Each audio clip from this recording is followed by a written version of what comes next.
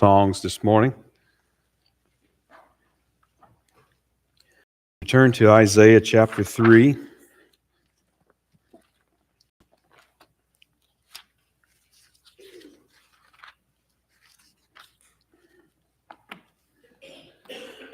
In our series through Isaiah, this is now message number 6, entitled The Branch. And we're going to look at chapter 3, beginning with verse 16, and we're going to cover through the end of chapter 4. So we'll start by reading verses 16 and 17. Moreover, the Lord saith, because the daughters of Zion are haughty and walk with stretched forth necks and wanton eyes, walking and mincing as they go and making a tinkling with their feet, therefore the Lord will smite with a scab the crown of the head of the daughters of Zion, and the Lord will discover their secret parts. So chapter 3 warns of judgment to come, and we are in this opening introductory section of Isaiah, which really goes from chapter 1 through chapter 6. But there's a message of judgment to come that in chapter 3 includes that of a famine and a destabilization of the nation. And there's a famine of food. There's a famine of leadership. So all of those props that the people were trusting in them to lead them, to provide for them, to protect them, all those things will be removed. And the folly of that trust will really be exposed as they come to that real crisis of leadership. And so the description of the conditions that we have here in the early part of chapter 3, paired with other descriptions of that future time of tribulation, shows how that the nation will be in such a desperate state that they will in fact covenant with the Antichrist. Now, we correlated Isaiah's prophecy, and we were sort of looking downstream as Isaiah to Daniel and then to Paul, sort of looking downstream and seeing the consistency and details that are added as you go in that progressive revelation. But Daniel's prophecy in chapter number 8 was written about 35 years after the destruction of Jerusalem in 586 BC and the exile of the southern kingdom. And it was written about a couple hundred years after Isaiah chapter 3 was written. And in chapter 8 of Daniel and verse number 23, he indicates that at some future point, Israel's transgressions would be full. They would be filled up. And Jesus said, when Jesus was speaking in Matthew chapter 23, he said that the generation of Israel to whom he came would fill up the sins of their fathers in regard to the killing of the prophets. That's Matthew chapter 23, verses 32 to 36. And so by killing the Son of God, they filled up those transgressions concerning the killing of the prophets. And a very specific judgment would come on that generation, which happened in the destruction of Jerusalem in 70 AD. But again, this concept of filling up the transgressions that Daniel mentioned, Paul picks up on this, 1 Thessalonians chapter 2, verses 15 to 16.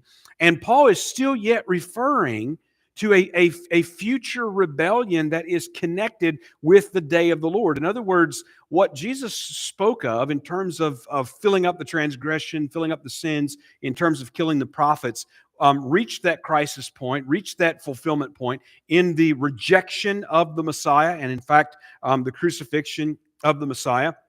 And yet, Paul is still referring to some future filling up of that transgression, that rebellion. And we looked at that in 2 Thessalonians chapter 2 and verse number 3 in Sunday school previously. And that is what Paul referred to as occurring before the man of sin is revealed. And obviously the day of the Lord, as we've already looked at that, we've seen it many times, it is an entirely unique time that is yet to come, which agrees with what Daniel's saying in Daniel chapter 8, verses 19 and 23. So what do we understand about the completion of Israel's sins, or Israel's transgressions? The completion of their transgressions involves two key and in some ways connected sins. The first being the rejection of the Christ. The rejection of the Christ, which Isaiah does speak to Israel's rejection of the Christ, of the Messiah, in this prophecy later. And the second key and connected sin is the receiving of the Antichrist. While Isaiah doesn't directly speak about that, he does speak to that leadership crisis in that future time, the time of the last days, the time that's connected with the events of the day of the Lord. He speaks of that leadership crisis in that future time that leaves Israel desperate and gives the perfect conditions for them to receive the Antichrist. So as we continue on in chapter number 3, and again, Isaiah doesn't get into all of those details, but he does provide us a glimpse into that leadership famine and the desperation which will continue to come out as we go on in chapter number 3. And this chapter speaks specifically to judgment on the daughters of Zion, and there's graphical description of deplorable conditions in this judgment to come. And really it sets up a contrast with the beauty and the glory of the coming of Messiah that's described in chapter number 4, the restoration of Israel and his kingdom. So we're going to look at this then in two parts. So we'll finish out chapter 3, and really verse 1 of chapter 4 goes with chapter 3. Probably they should have just been kept together as one chapter. But so from verse 16 down through chapter 4, verse 1, we will look what Isaiah has to say about these leading ladies within Israel, and verses 2 to 6 of chapter 4, where he speaks of glory on the mountain in that day. So let's begin here with verse number 16. Moreover, the Lord saith, because the daughters of Zion are haughty and walk with stretched forth necks and wanton eyes, walking and mincing as they go, and making a tinkling with their feet. Now, he's continuing to emphasize the word of the Lord. The Lord says. This is what the Lord says as he pronounces this judgment.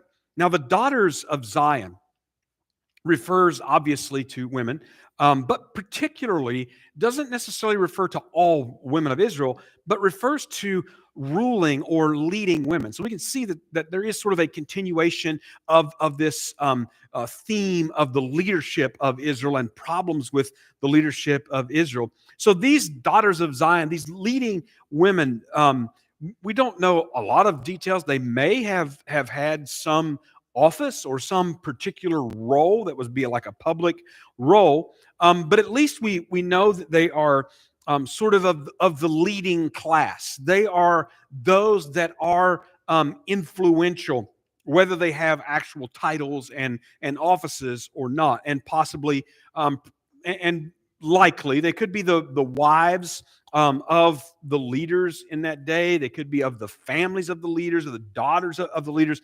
They are women that are in prominent positions publicly and have influence within Israel. And from all the descriptions that we get of them that follows, these are women that are obviously very, very well off financially in terms of their wealth. They are living in luxury, as all of the luxury items that are spoken of that Isaiah mentions. And so they certainly are a part of that leading and ruling class. Now, the word for haughty means to be proud and gives us the idea of being just self-centered, self-absorbed, self-engrossed. And what is said about them goes on to support this later. The wanton looks describes that of flirtatious and seductive type of looks. In other words, everything that's said about these women to follow, they are very public. They are attracting attention, and essentially through this, they are gaining power and influence. And so that sort of sets us up to read what Isaiah has to say in this description. In verse 17, therefore, the Lord will smite with a scab the crown of the head of the daughters of Zion, and the Lord will discover their secret parts. Judgment is going to come. And judgment is going to come. What we get described here is another sort of a tool that we have seen used in wisdom. I've referred to it as a wisdom reversal, or a wisdom of judgment, where you essentially go from one extreme to the other. So they're going to be described in terms that puts them at one extreme of beauty and aesthetics and influence and wealth and luxury, and they're going to be reduced to the other extreme, which essentially describes conditions in slavery. So we're going to see that reversal. So judgment is going to bring a reversal. They are haughty. Their eyes are lifted up. They are proud, and they're going to be brought low. Reference to a scab on the head would effectively make them unclean, according to the Old Covenant law in places like Leviticus chapter 13. But he also describes, and the last part of this verse, discover their secret parts, or uncover, or reveal, and it is essentially describing them as being stripped and plundered. In other words, so the reversal can be seen. They've walked about with all of this finery and all of this ornamentation and adornment in order to attract attention, and now this judgment's going to come, which is going to leave them publicly exposed, is going to leave them suffering in shame and humiliation, and also leaving them vulnerable to abuse. Because as I said, as we go on reading these descriptions, much of it speaks of essentially a state or a condition of slavery. And we can find similar.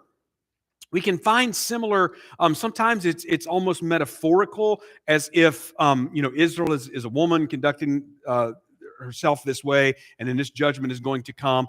Places like Jeremiah chapter 13, verses 22 and 26, Micah chapter 1, verse 11, Nahum chapter 3, verse 5, is very graphic in this sort of description of judgment. So there's going to be this complete reversal. So now we've got a big section here, verses 18 to 23, several verses.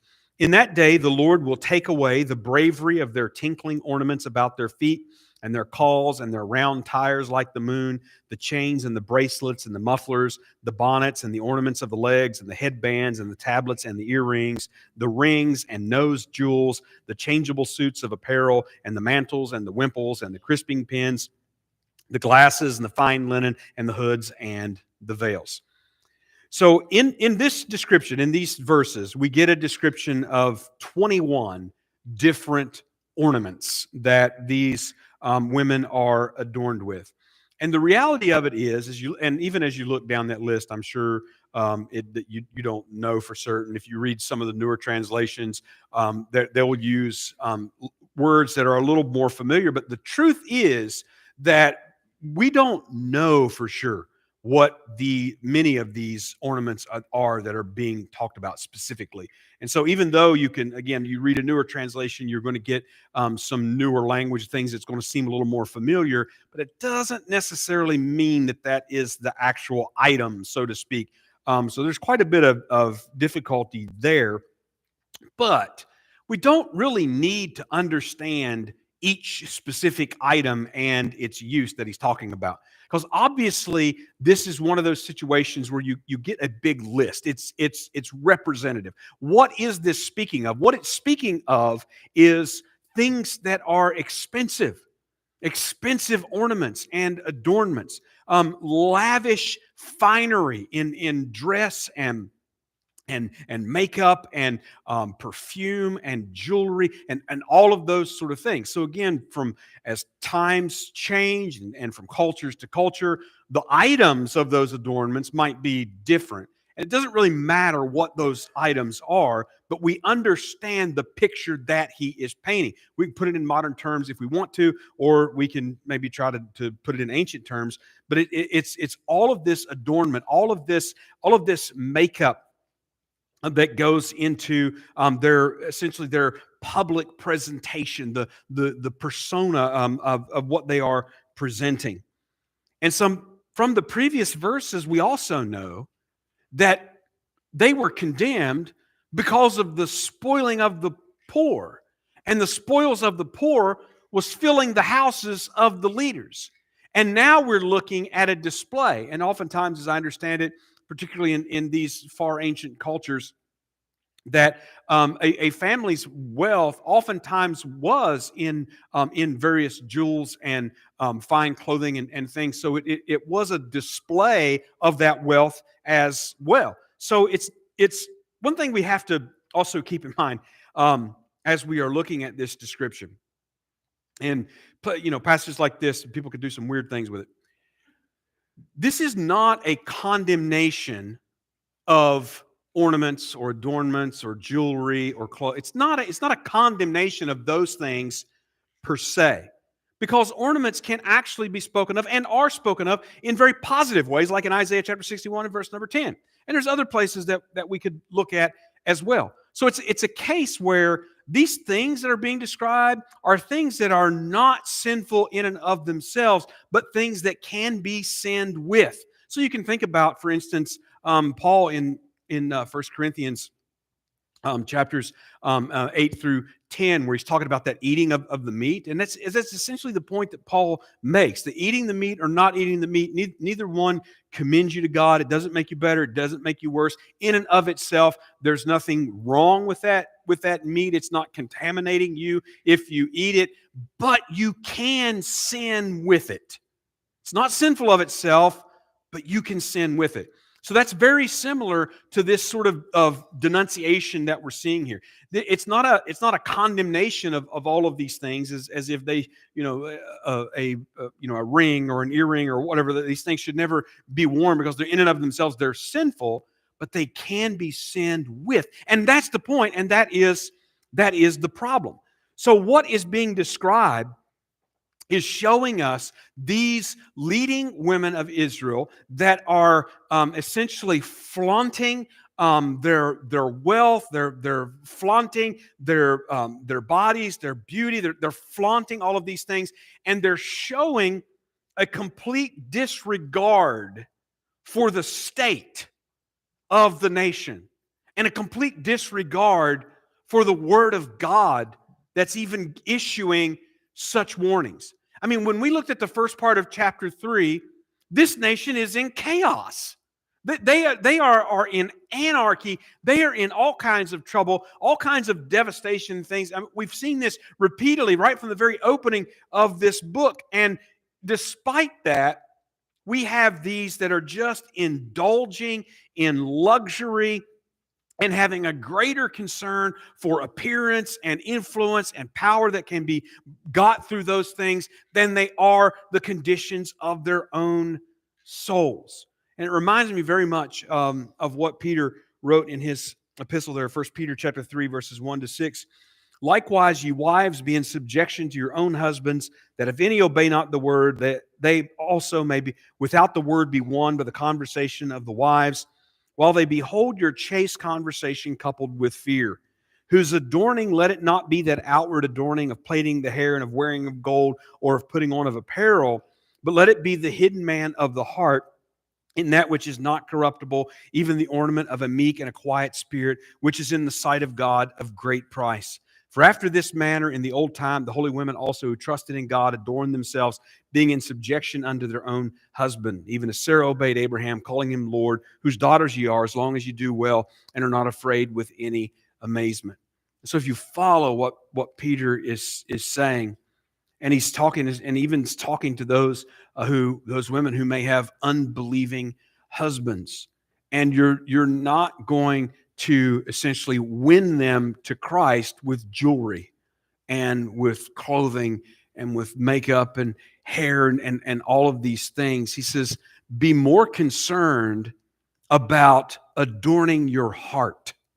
Be more concerned about the ornaments that adorn your person, your being, and let them behold that they may be one in that way. So again, it reminds me of that. It's very similar in a way that the problem with these women, these daughters of Zion that are being spoken of, is that they are much more concerned about adorning their bodies than they are of their own souls and their state of their souls before God and the wrath of God that is against them.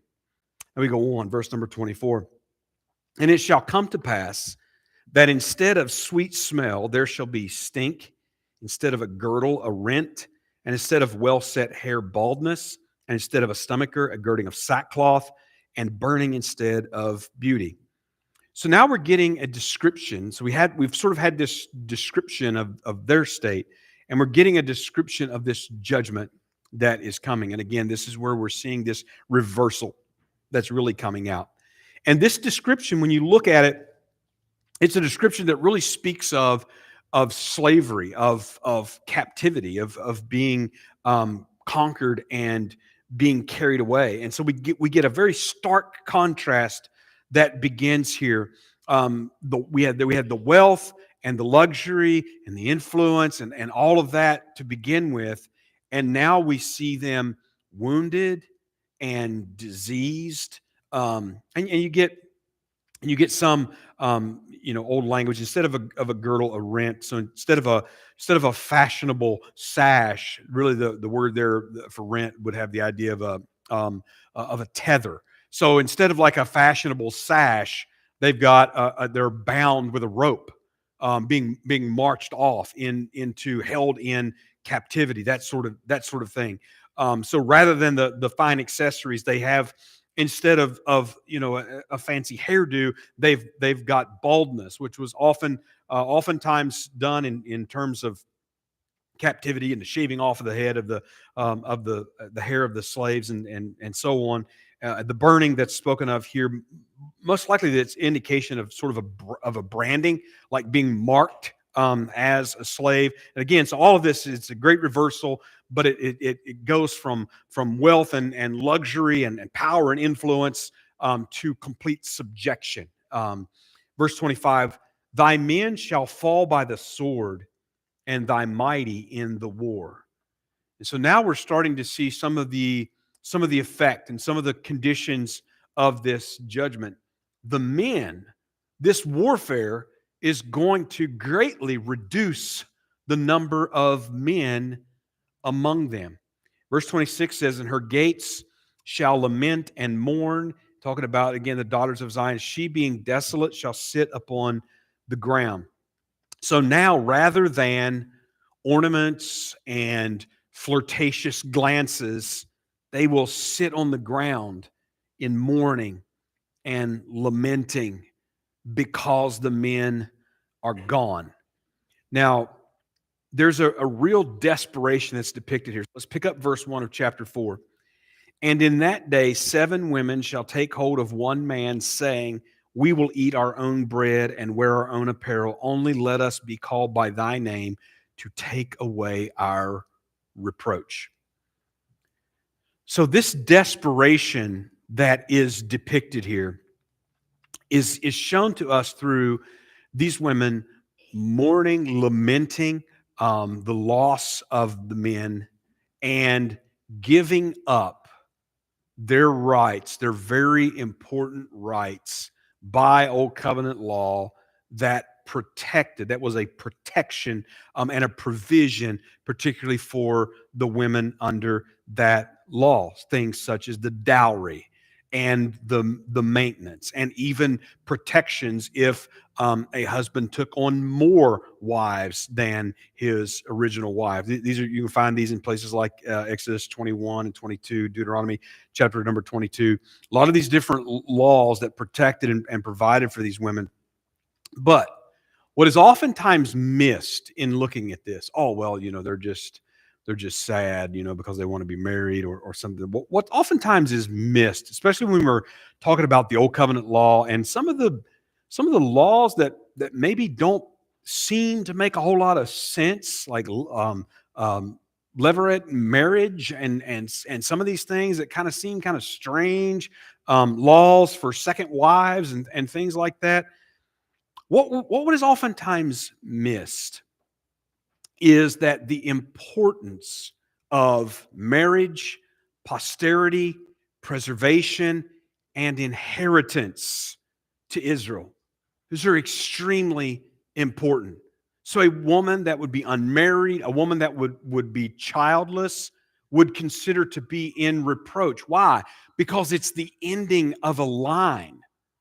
And if this great scale and the depletion of the men, what does it look like? Well, it looks like the nation is teetering on destruction, that it's not going to continue. And so again, a lot of the laws, when you understand the orientation pertaining to inheritance and all of these sort of things, a lot of them that seem strange on first glance start to make more sense. And the desperation of these women makes more sense when you understand that they're essentially, it's their future, it's their the kingdom, the nation. All of these things seem to be in the balance and seem to be teetering on the edge. The nation is under the threat of dying out greater than at any time before. And so it's picturing that desperation when 7 women are just trying to get one man to marry them, and sort of essentially laying aside those rights. We won't take dowry. We'll wear our own apparel. We won't take dowry. We won't take maintenance. Just give us a name. And again, that's continuing that idea of the posterity of the nation of Israel, that it not be destroyed. So not only have they lost in terms of losing their position, losing their wealth, losing their luxury, but they're also in this desperate situation coming to grips with what looks like it could be the very loss of their nation. All is lost. Now, Isaiah will actually use this type of imagery very effectively later on in the prophecy, and so we'll see that when we get there. But he turns here, as we have seen, this alternating, and here we get in verses 2 to 6, where he turns to the deliverance that comes, the redemption that comes with this judgment that he talked about in chapter 1 and verse number 27, when he describes the glory that will be on the mountain in that day, in that future time, following the day of the Lord. Verse number 2, in that day shall the branch of the Lord be beautiful and glorious, and the fruit of the earth shall be excellent and comely for them that are escaped of Israel. Now, this reference to the branch, it refers to a small shoot, something a little sprig that springs up like from a dead tree or from a dry ground. That's important imagery in Isaiah. What it is a messianic title. And in fact, in terms of chronologically, this is the first use of the title, the branch, for the Messiah. Here it is paired with the fruit, which isn't very common, and the direct connection there may certainly be the results of his coming. But Isaiah uses this concept of Messiah, the branch, the coming one. He uses it with related terms and concepts in places like chapter 11 and verse number 1, particularly where his descent and his connection with the house of David is very important.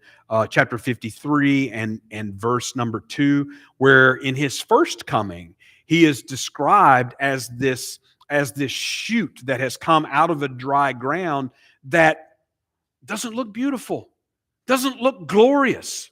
It's nothing to be desired. In fact, he goes on to talk about how he's rejected by that nation. They didn't desire him. Now, this coming, he's talking about the second coming, as we have learned to discern, his coming, which will be beautiful and it will be glorious, and the fruit will be excellent. So it is connected with the concept of fruit. The excellent has the idea of exaltation, beauty, and glory. And of course, we're immediately struck by the contrast of what we just read, coming through the end of chapter 3 with all this devastation, particularly the loss of beauty, the turning of beauty into just horror almost, with the daughters of Zion. And notice that last phrase, for them that are escaped of Israel. There are survivors. We just had an image painted that it looks like this nation is just teetering on the brink of destruction. Israel is like other nations. Other nations have been wiped from the face of the earth and are nothing more than a memory. Is that going to happen to Israel? No, because there will be those that escape. Now, this is obviously the theme and the concept of the remnant, which is, again, it's prominent throughout Isaiah. It's very important in Isaiah. And he goes on actually talking more to that next verse, verse 3.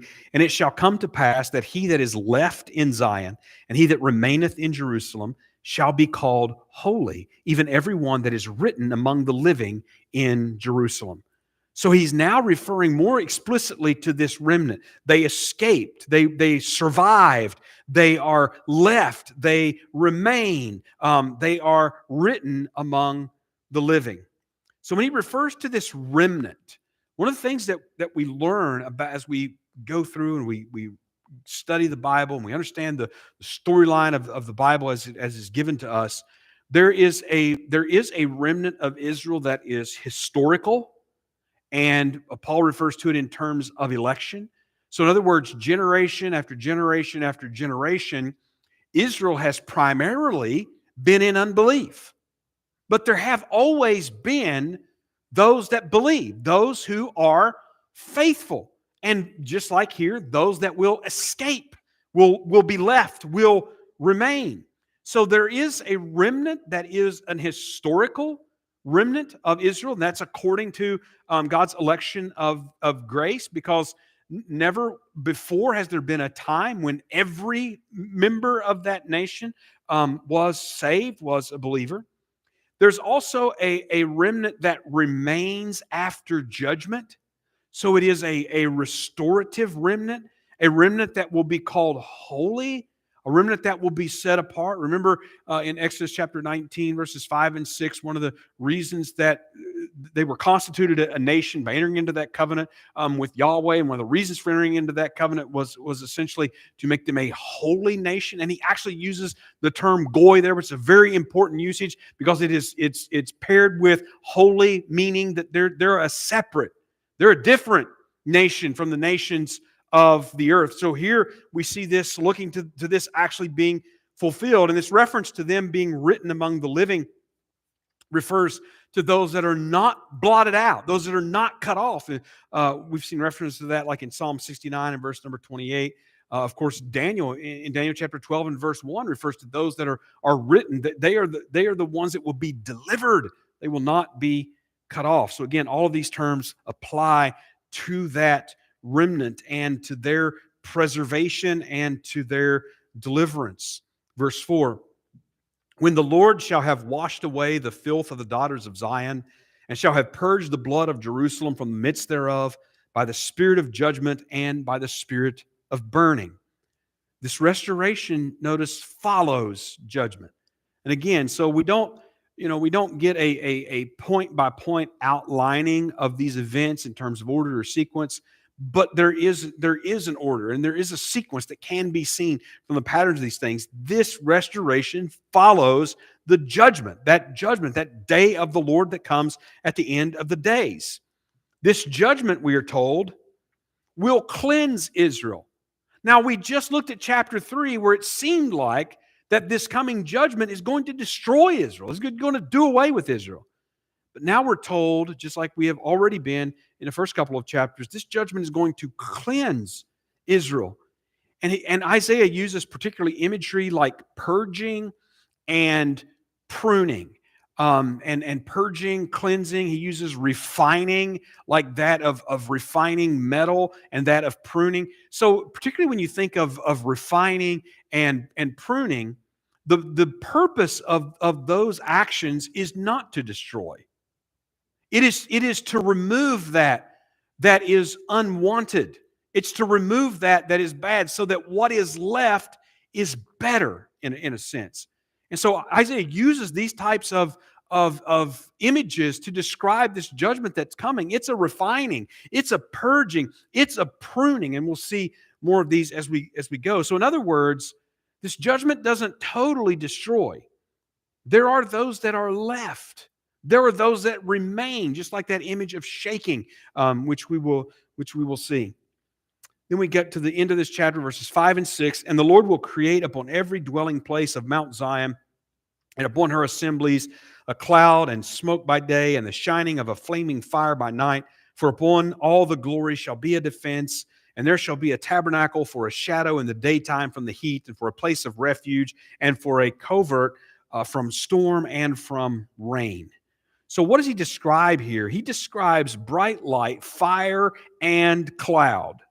He describes glory, and he uses that term, kavod. He describes the glory that'll be on Mount Zion. These are the very same terms that were used to describe God's visible presence with Israel in Exodus in chapter 13, verses 21 to 22, chapter 16, verse 10, chapter 19 and verse 9, God's presence with Israel. We're told that this glory will surround Jerusalem, that it will cover the mountain, that all Israel will be covered with this glory and the Messiah himself. And actually what we get here is a foreshadowing of the vision in chapter number 6 that we'll get to. Notice also the mention of fire by night and shadow from the heat in the daytime. The mention of night and day and this glory that is covering Israel and surrounding Zion shows that Isaiah is talking about a time that hadn't occurred until then. You had the fire and the cloud and the brightness at Sinai. You didn't have those at Zion. He's talking about a time that certainly is not the case today. He's talking about a time that is in the future, but the very fact that he refers to night and day shows that this is a time that is distinct from the eternal age. No night in the eternal age, according to Revelation chapter 21, verses 22 to 25. So in other words, he's describing a time that's not this present age, it is not the eternal age, but it is the intervening age. It is the messianic age of his kingdom upon this earth. And we'll see more of those kind of details and markers that come out further along in Isaiah's book. So as we consider this, these passages, we see that the societal values are being revealed in the attitudes and the actions down to very small details. Some of these are just small pieces of jewelry, articles of clothing, and what have you. The women of Jerusalem were showing a sinful disregard for the plight of the nation and the stake of their own souls. So obviously there is a message here that's very applicable, and not just to women, and not just in terms of jewelry or adornment, but in the very small details of life, our values are revealed. They're revealed for what they are. In other words, what are the priorities? What are we giving our time and attention to? What is it that our resources is going to? What things are truly important to us? And even these little small details reveal those sort of values, and they can reveal a very hardened heart toward the Lord, a greater concern for these things than the things of the Lord. So again, Isaiah is talking about a very specific time and very specific judgments at the last of the days. But these things that he's describing as sinful, these things that are being condemned, they are still yet sins that everyone is capable of committing and has and does commit. Now also Isaiah continues giving us these themes of purging judgment. That God's judgment, even his wrath, is going to be poured out, but nevertheless, it's not going to destroy. There's a remnant that he will preserve, and that leads to restoration and exaltation. And here he gives us really just an emphasis of the Messiah on earth in glory. And of course, we know that applies to his second coming, as he does refer to events of his first coming later. And again, we'll see more about this particular glory as we get particularly to that vision in Isaiah chapter number 6. All right, that's all of our message. We will close with a hymn.